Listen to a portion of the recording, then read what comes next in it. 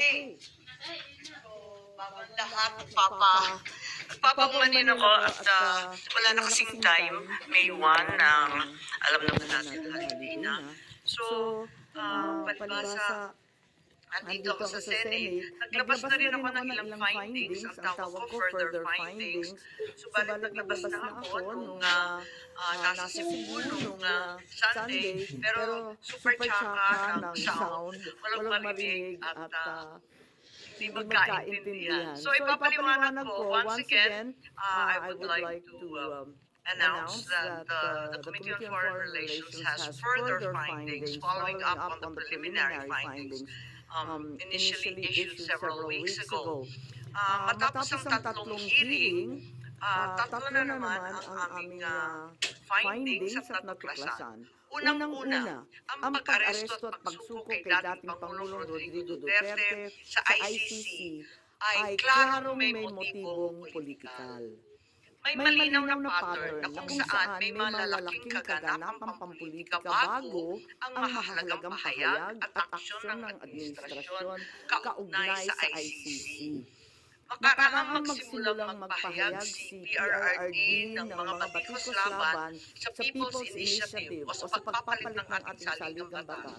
Sumagot ang ating Pangulo na ang Pilipinas ay isang open country at kikilos lamang ang gobyerno kung may illegal na gagawin ng ICC. Ngunit matapos dumalo si dating Pangulo sa pagdinig ng Quadcom noong 11 November 2024, sumagot ang ating Executive Secretary na maaaring makapagtulungan ang mga lokal na otoridad sa Interpol kung hihingi ng tulong ang ICC. Biglang nagbago ang tunog ng gobyerno. Matapos kumambyo ang ilang pro-administration congressmen tungkol sa impeachment laban kay VP Sara dahil sa napakalaking peace rally ng INC noong Enero 13, bumalikwas ang administrasyon sa pamamagitan ng pagkatha ng Oplan Tugis or Operation Pursuit sa Ingles na rineport ng New York Times kasunod ng pahayag ng kalihim ng katarungan na bukas ang administrasyon, makipag-usap na sa ICC tungkol sa ilang pamamaraan ng kooperasyon. Maliwanag ang pag-aresto kay dating Pangulo ay bahagi ng malawakang pagsisikap ng gobyerno na pabagsakin ang mga Duterte bago mag-2028 election pa. Ang unang malinaw na pagtangka upang pabagsakin ay sa pamamagitan ng BI na magsilbing panimula sa pagbabago ng probisyon ng ating konstitusyon para halangan makabalik sa 2028. Nang mabigo ito, nagmadali, nasiraan ang pangalan ng mag-ama. Noong Mayo 2024, sinimulan na ng Kongreso sa Committee ng Human Rights ang pagsisiyasat tungkol sa EJK, pinalawak noong Agosto 2024 at doon na nagmula ang pagbuo ng Quadcom. Dumating sa bansa ang mga kinatawan ng ICC noong October 2024. At sa tulong ng gobyerno, nakalap nila ang mga dokumentong kailangan para makakuha ng warrant of arrest. Samantalang nagsagawa ng sarili nitong investigasyon, ang DOJ naman. Hinggil sa EJK noong ika-4 ng Nobyembre sa pamamagitan ng kanilang Memo 778. Dahil nananatili pa ring banta si VP Sara kahit wala na ang tatay niya, nagsagawa naman ng Kamara ng investigasyon sa confidential funds ng OVP at sa huli na-impeach si VP. Napatunayan ang motibong politikal na pag-aresto sa turnover kay PRRD sa pamamagitan ng mid-election final campaign sprint action plan ng lakas CMD na nagtipon-tipon ang matataas ng opisyal noong petsang 22 ng Abril. Nakaraang ilang linggo lamang, inilarawan ang mga nagawang mga Oplan Horus, isang operasyon na inilunsad noong Abril 2024 na naglalayong pabagsakin ang dalawang Duterte. Sa bahagi ng action plan, How to Attack, tinukoy ng ilang ahensya ng gobyerno, kabilang ang PNP, Kamara ng Kinatawan, sa nakipagtulungan ng dating Senador Antonio Trillanes upang tulungan ng ICC prosecutor makakuha ng warrant sa pag-aresto ng dating Pangulo. Binanggit din na nakuha ang kinakailangan boto para sa impeachment ni VP sa pamamagitan ng paggamit ng tinatawag na soft projects katulad ng AIX, AKAP at TUPAD. Doon naman sa bahaging following strategies and moves, tinukoy na kailangan pabilisin ang impeachment ni VP Sara at makakuha ang boto sa Senado sa pamamagitan na naman ng pamimigay ng proyektong for later release o yung mahiwagang FLR bilang gantimpala sa tamang bumotong mga senador. Ikalawa, may magkakaugnay na pagtatangkang pagtakpan ang mga detalye at motibo sa likod ng pag-aresto ng dating Pangulo. May cover-up. Habang nagpapatuloy ang unang pagdinig, tumanggi si DILG Remulla na magsalita. Tanungin siya tungkol sa panayam kay Pinky Webb, kung saan sinabi niya na group effort ang pag-aresto at in-invoke pa ang executive privilege samantalang lumabas na sa media. Una, tinawag niyang chismis ang pahayag. Ngunit nang mabisto, tinulungan na lamang ng kapatid at sinabing executive privilege na nga. Isa pang malakas na sandata ng administrasyon upang pigilan ng komite ang pagsisiwalat ng katotohanan ay paggamit ng tinatawag na sub-judice rule. Halimbawa, nung mahuli si General Torre na nagbibigay ng maling pahayag tungkol sa pagmamadaling ilipat si PRRD sa Hague dahil daw sa Article 125 ng Revised Penal Code, ngunit nung ipunto na yung Revised Penal Code, Article 125, ay para lamang sa warrantless arrest, bigla niyang ginamit ang sub-judice na naman. Isa pang indikasyon sa pagtatakip ng administrasyon ay ang blanket invocation ng executive privilege ni Executive Secretary Bersamin upang pagbawalan lahat ng opisyal ng ehekutibo dumalo sa ikalawang hearing noong ikatlo ng Abril. Mas lumala pa ito nang sa hindi pangkaraniwang hakbang, tumanggi ang ating Senate President, pumirma ng mga sabina noong araw na yon. Bagaman dumalo mga opisyal sa ikatlong pagdinig noong ikasampu ng Abril, ginamit pa rin ang executive privilege sa mga susunod na isapin. Kung sino-sino nag-utos ng pag-aresto, kung sino ang nag-utos ng paglipat niya sa Hague, at kung paano nakuha ang eroplano na ginamit sa paglipat. Hindi nagtapos ang cover-up sa pagdinig dahil alam din natin na matapos yun, pinalaya si Ambassador Lacanilaw at hindi na naman pinirmahan yung mga sabina. Matapos ang pag-aresto kay PRRD, lumakas ang pro-Duterte sentiment at bumagsak ang trust rating ng administrasyon. Ayon sa isang mapagkakatiwalaang source, naglunsad na ngayon ang administrasyon ng isang communication plan upang ilihis ang atensyon ng publiko patungo sa mga issue ng West Philippine Sea at di umanong disinformation ng mga tinatawag na China trolls ng kanilang embassy. Kaya asahan natin na ito ang magiging balita sa mga susunod na araw. Hindi inaasahan ang political backlash sa pag-aresto sa dating Pangulo, kaya ngayon sinusubukan nilang kontrolin ang sitwasyon sa pamamagitan ng pag-focus sa West Philippine Sea, pagsisi sa China, at sa huli ay iuugnay ang pagtaas ng suporta kay Duterte sa sinasabing kampanya disinformation ng China.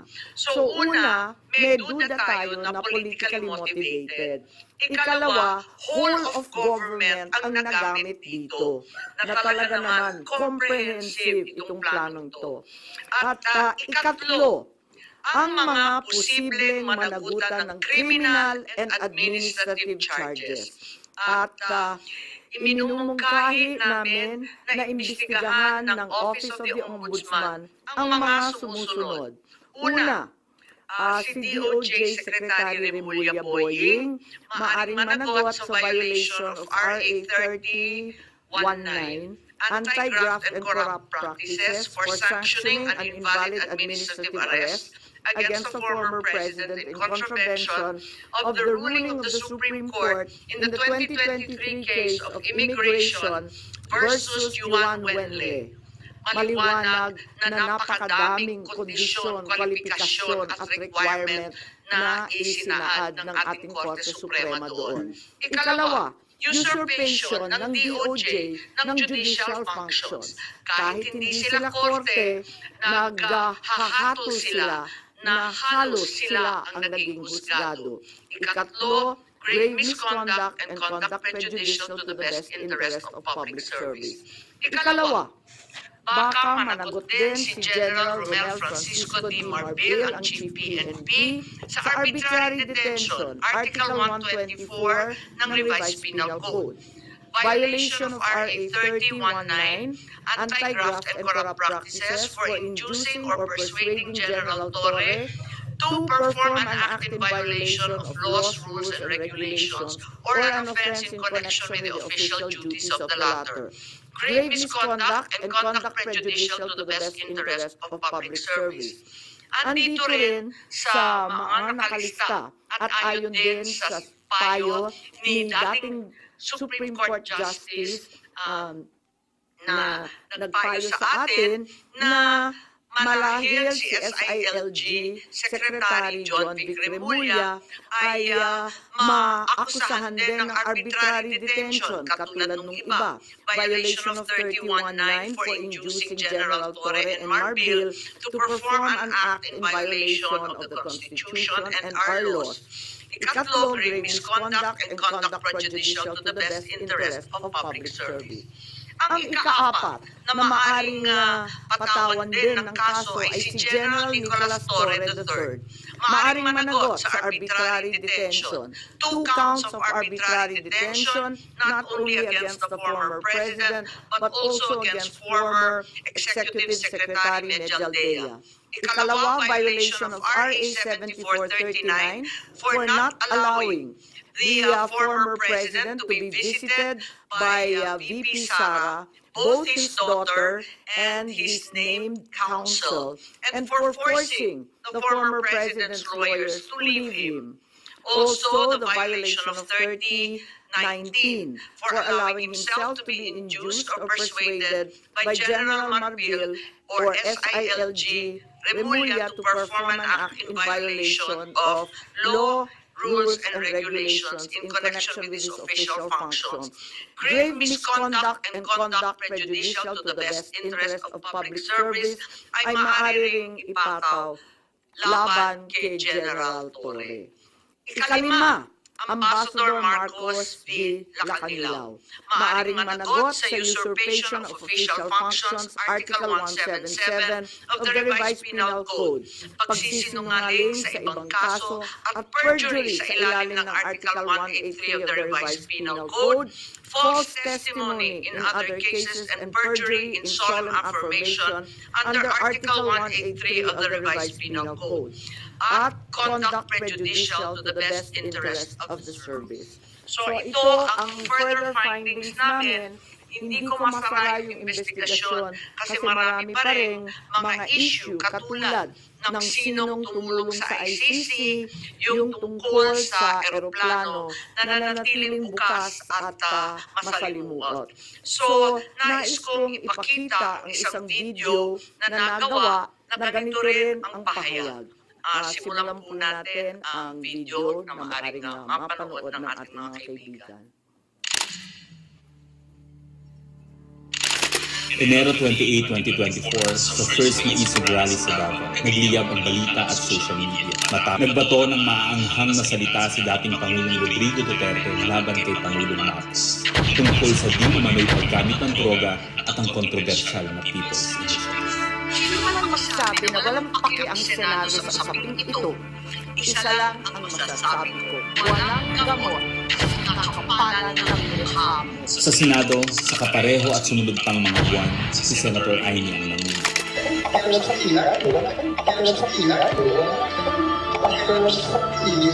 Siya ang unang nagtawag ng pansin. Siya ang unang nagtanong. Para kanino ba talaga ang PNL? Marso 2024, sa kabila ng bangayan sa harap ng sambayanan, narinig natin si Pangulong Marcos. Matatag, matapang. The International Criminal Court has no jurisdiction over the Philippines as we remain to have a working judicial system and law enforcement mechanism. Walang jurisdiksyon ang ICC sa Pilipinas. Sa sabong, nagpagpag siya ng balahibo. Ang hindi natin alam, paghupa ng alikabok ay nagsimula ng ilatag ang plano para muling sumagi sa ICC. Kaya pagtungtong ng Mayo, tahimik ngunit mabilis ang galaw. Isinumite ng DOJ ang legal brief para sa posibleng pag-aresto kay FPRRD. Isang pagkasil na walang kapansin. Hunyo, pumutok ang balita. Nagbitaw si VP Sara bilang DepEd Secretary. Tendered my resignation as Secretary of Education effective July 19, 2024. Isang babae ng tapang ngunit walang nagawa dahil sa likod ng tama. Agosto, isinagawa ang unang Quadcom hearing laban kay FPRRD habang inuusig ng COA ang confidential funds ni VP. Ang hindi natin alam, sa gitna ng lahat ng ito, itinalaga na ni PBBM si Marcos Lacanilao bilang Special Envoy ng Transnational Crimes na siyang magsusuko kay FPRRD. At maluwag na rin pinapasok ng bansa ang mga tiga-ICC noong Oktubre. Walang bahid ng pagtutol, walang balak na ipagtanggol ang kapwa Pilipino.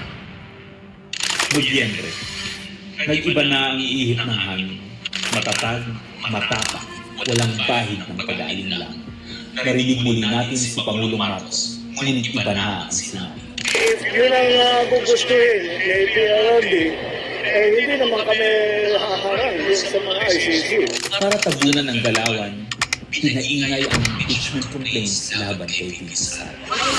The Office of the Secretary General will transmit the two impeachment complaints filed against Vice President Sara Duterte. Kahit pa nagkaroon ng INC rally noong Disyembre, idiin pa rin ang impeachment sa Kongreso. Planado na rin ang pagpirma ng questionableng 2025 budget kahit bat-bat ng anomalya. Enero 25, 2025, sinimulan na ang Oplan Tugis o Operation Pursuit, ang lihim na operasyon para hulihin si Duterte. Pagsampa ng Pebrero, nag-apply ng arrest warrant ang ICC prosecutor. Isang tahimik na pag-uusig habang tayo'y pinaiikot ng mga rally at press release. Marso, muling nilinlang ang bayan. Humingi daw ng 60-day extension ang DOJ para sa EJK report noong Marso 6. Pero ang totoo, nakabinbin na ang arrest warrant mula sa ICC chamber Marso 7 hanggang sa 10. Ang hindi natin alam, Marso 11, 2025, sa kanyang pagbalik sa Pilipinas, hindi pa man bumababa ng eroplano sa FPRRD, isinagawa na ang pag-aresto. Maingay ang paligid, magulo, pero ang dating Pangulo ay nanatiling kalmado. Isinakay siya papuntang The Hague alas 11 ng gabi. Kasama sa eroplano si Marcos Lacanilao, ang nagkanulo, ang nagsuko. Pero kanino ang sisi? Sa mga utusan o sa nag-utos? Managot ang dapat managot, nakalatag na. It is a request to the Philippine government from Interpol enforce the arrest warrant. And we have commitments to them. Ayaw nila ipagpatuloy ang pag-iimbestiga. Maliwanag na ang buong administrasyon na ito mula sa pinakataas hanggang sa galamay. Nagplano. Ikaw ho ba nagplano ng lahat ng ito? Ay, hindi naman. Ito si group effort, Secretary Tudoro, Secretary Amy Washington, and the President. Nagsakatuparan.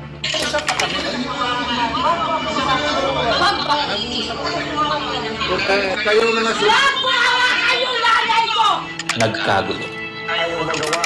Wala tayong magawa dahil mismo ang gobyerno. Nagtaktanan. Mamili ka. Kapag warrantless arrest, edi may period. Kapag may warrant, walang period. being cautioned by the DOJ, ma'am, that it may be subdivision ready to discuss that because of the habeas corpus pending in the Supreme Court. Ngunit lumabas ang buong katotohanan.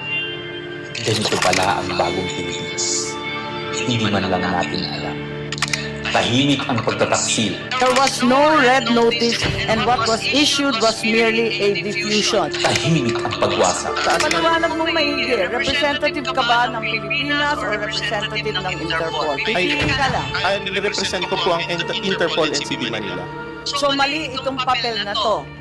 Harapan ang pagkalito.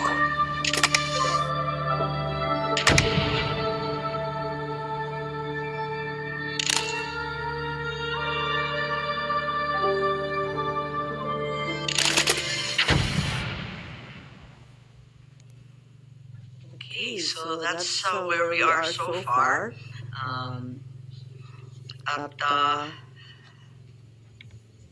Mahirap hindian ang sinasabi sa video yan na may isang malawakang plano na may kinalaman sa politika at sa 2028. Hello po.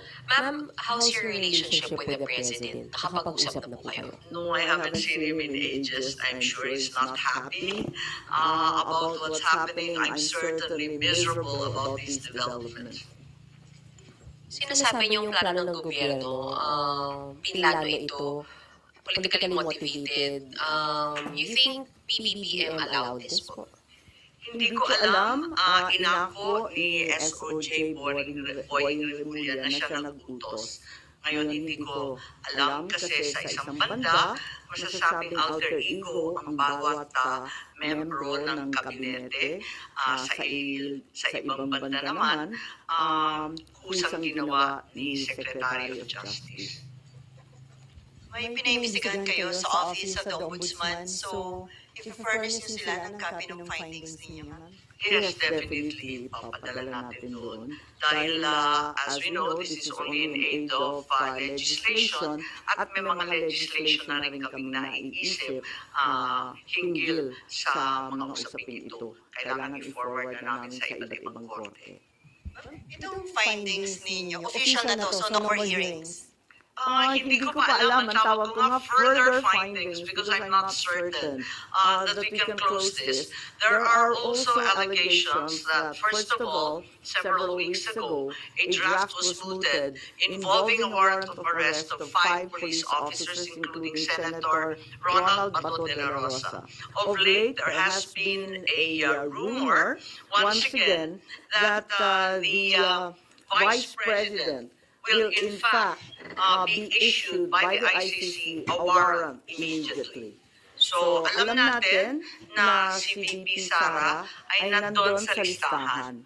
Pero alam ko na nasa ibaba siya, no, doon sa mga pinangalanan. Ngunit, ilang araw nakalipas, may mga report na siya na ang uunahin. Where did you get this information, ma'am? Nasusunod si VP Sara na arestuhin? Uso naman ng chismis ngayon. Chismis rin po. Not yet. A few incredible sources, but nevertheless, we have to pay heed. And let me make it clear, I will oppose that warrant with everything I have. Foremost, the administration has said time and time again through the President himself that the ICC has no jurisdiction in the Philippines. Therefore, any warrant of arrest by the ICC cannot be enforced in this country for lack of jurisdiction. It is nothing, that warrant from the ICC, but a mere scrap of paper. Walang bali yun. In addition, there's no basis for the Philippine government to cooperate with the Interpol in enforcing an ICC warrant. The mere fact that the void warrant is transmitted to Interpol does not make it less void, does not make it valid. At ikatlo, as the hearings have established, the circumstances surrounding the investigations of the ICC in this country, the incidents leading to the issuance of these ICC warrants, and the enforcement of such warrants are politically motivated and really are in violation of Article 3 of the Constitution of the Interpol itself, which prohibits the Interpol from participating in any intervention or activity of a political character. Sabi niyo, you will do everything para harangin sakaling magkaroon na rin ng arrest warrant laban kay Bibi Sara. Ano ba mga action na gagawin? Wala tayong balak na isuko ang soberanya ng Pilipinas at ibaliwala ang ating husgado. So hindi baka maireklamo kayo ng obstruction of justice just in case? Hindi ko po alam. So anong mga action na gagawin niyo, ma'am, para harangin sakali? Iniisip pa kung anong kailangan gawin dahil tulad nga ng sinabi ko, haka-haka pa lamang ito. Ngunit sa nakita natin sa mga nakaraang 2 taon, itong mga haka-haka, duda, suspecha, madalas nagiging totoo.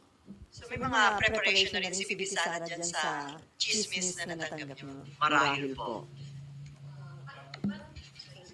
Pero yung warrant na paparating para kay Senator Bato and other former police officials, credible na po yung source nyo dun, ma'am?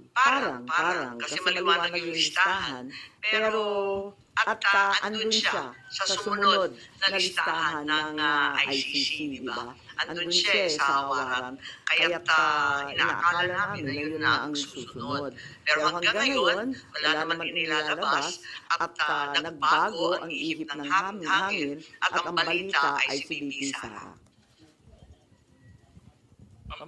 Kanina nabanggit niyo po kanina na part ng diversionary tactic yung paglabas ng issue ng supposed paid trolls ng Chinese Embassy in Manila.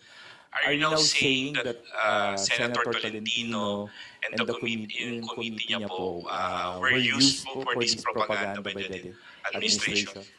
Ay hindi ko naman gawain bumatikos ng kapwa senador, pero ang alam ko may utos talaga sa admin media na i-divert at mag-squid tactics ng bonggang-bongga, i-divert sa iba't ibang balita, tulad ng mga sagupaan, yung fake news nga na tinake over na, yung kung ano-anong mga isla at islet, tapos yung balita ng 20 pesos rice, sinabay-sabay para ilayo sa tunay na problema. But as a sitting senator po, kayo po hindi kayo nababahala if there's some truth to it na although it's a widespread speculation na even before pa na gumagamit yung China ng machinery, ng propaganda machinery regarding the WPS. Ako naman, sigurado tayo meron. Walang pagkakaila, walang duda na meron silang makinarya para dyan. Meron din ang mga Amerikano, meron din yung iba't ibang mga malalaking bansa. Marami talagang nakikialam.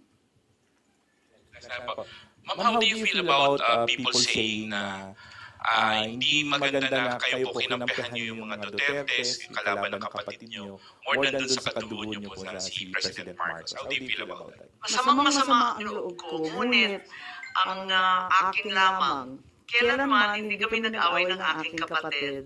Yung mga amuyong sa palasyo, yung mga larian, yung mga lulong, ayun, sila po ang ating kaaway.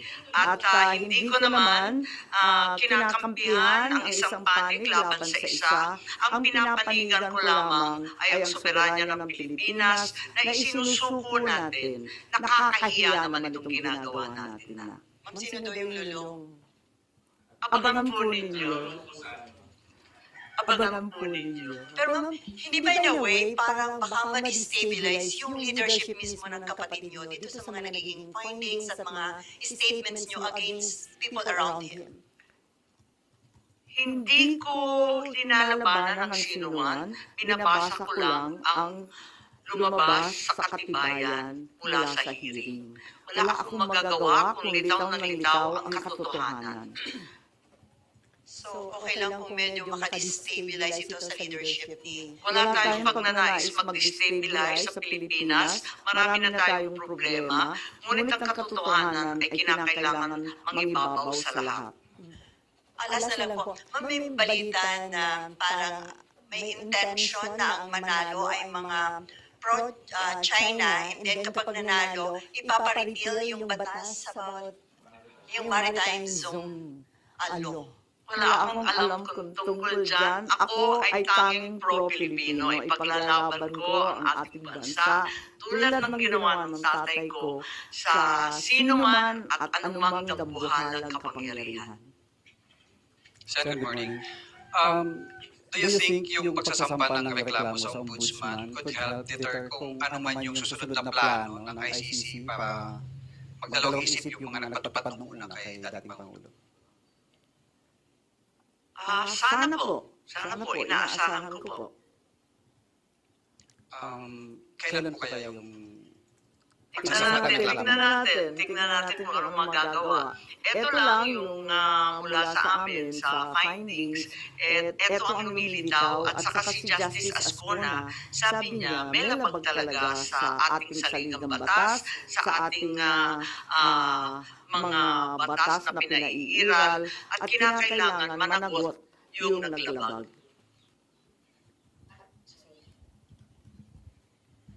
Balikan ko lang yung warrant. ICC warrant to, ma'am, narinig niyo para kay VP Sara. When is this coming out? Chismis nga lang kaya walang name and date.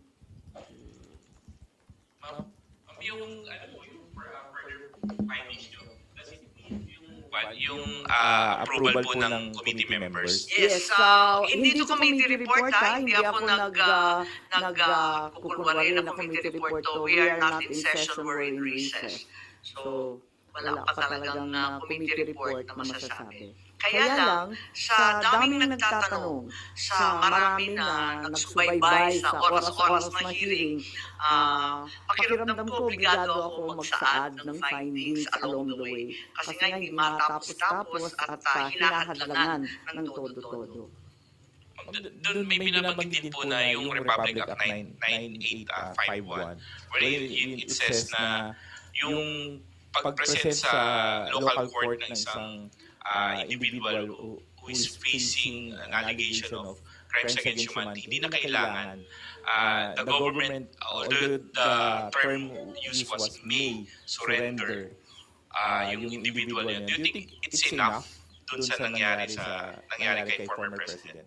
Sa bagay na yan, sa palagay ko, ang Senado kasama ng Kongreso maaaring magbago ng batas at liwanagan yung Article 17 noong 9851. Kasi hindi maliwanag doon, parang natanggal sa proseso ng pagpipinal. Nakita ko yun. Maliwanag yung surrender, maliwanag yung alin yung extradition. Maliwanag na yung surrender ay para sa dayuhan lamang. Pero, doon sa final version mukhang na-edit, kaya maaari natin tignan yan dahil ang purpose ng investigation sa Senado ay talagang in aid of legislation. Isa na yun na kinakailangan tignan. Isa pa yung extradition law na inakda ng tatay ko. Ang tagal-tagal na nun. Marahil kinakailangan tignan na rin natin yan dahil hindi na pakay sa mga problema ngayon yung ibang provision doon. Since it's not yet amended yung binanggit niyo po na Section 17, that's still existing. Hindi po ba enough yan to justify what happened during yung March 11 arrest? Kapag hindi maliwanag ang isang bagay, binabalikan yung debate sa Senado, yung transcript at saka yung contextual analysis ng mga pahayag ng ipinasa ni Paso yan. At maliwanag dun sa original na talagang yung surrender ay para sa dayuhan lamang.